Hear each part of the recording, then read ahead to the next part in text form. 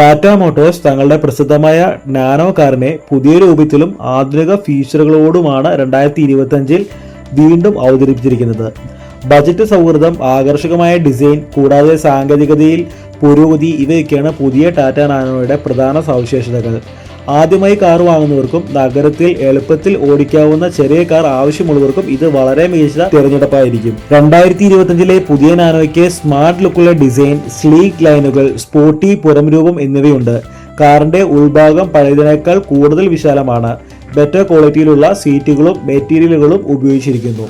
ഇപ്പോൾ കാറിൽ touch screen infotainment system ഉണ്ട്. ബ്ലൂടൂത്ത് നാവിഗേഷൻ, സ്മാർട്ട് ഫോൺ കണക്ടിവിറ്റിയും അടങ്ങിയതാണ് അത്.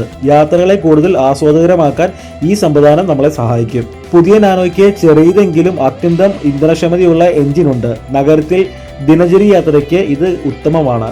കാറിന്റെ ഭാരമിതമായ ഘടന കാരണം തിരക്കുള്ള ട്രാഫിക്കിലും കെട്ടിച്ചുരുങ്ങിയ പാർക്കിംഗ് സ്ഥലങ്ങളിലും ഇത് എളുപ്പത്തിൽ കൈകാര്യം ചെയ്യാൻ സാധിക്കും. സസ്പെൻഷൻ മെച്ചപ്പെട്ടതിനാൽ കുഴികളുള്ള റോഡുകളിലും സുഖകരമായ റൈഡ് ഉറപ്പാണ്.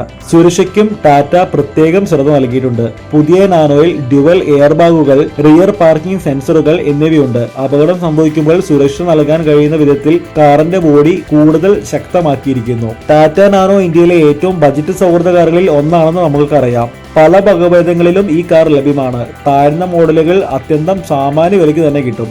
ഉയർന്ന മോഡലുകളിൽ അലോയ് വീൽസ്, മികച്ച ഓഡിയോ സിസ്റ്റം, പ്രീമിയം സീറ്റിംഗ് പോലുള്ള അധിക ഫീച്ചറുകളും ഉണ്ട്. ഒറ്റ നോട്ടത്തിൽ പറയുകയാണെങ്കിൽ 2025 പുറത്തിറങ്ങാൻ പോകുന്ന ടാറ്റ നാനോ ആധുനിക രൂപകൽപ്പനയും കൂടുതൽ സുഖകരമായ ഇന്റീരിയറും ഉള്ള ഒരു ചെറിയ കാറാണ്. നഗരയാത്രയ്ക്ക് അനുയോജ്യമായ മികച്ച മൈലേജ് നൽകുന്ന, സുരക്ഷയ്ക്ക് മുൻതൂക്കം നൽകിയ ഡിസൈൻ, വില കുറഞ്ഞതും പരിപാലിക്കാൻ എളുപ്പവുമുള്ള ഒരു കാറാണ് ടാറ്റ നാനോ.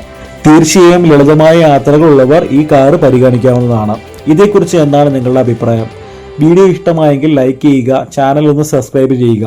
നിങ്ങളുടെ അഭിപ്രായം കമന്റിൽ എഴുതി അറിയിക്കുക. മറ്റൊരു വീഡിയോയുമായി വീണ്ടും കാണാം. Good bye.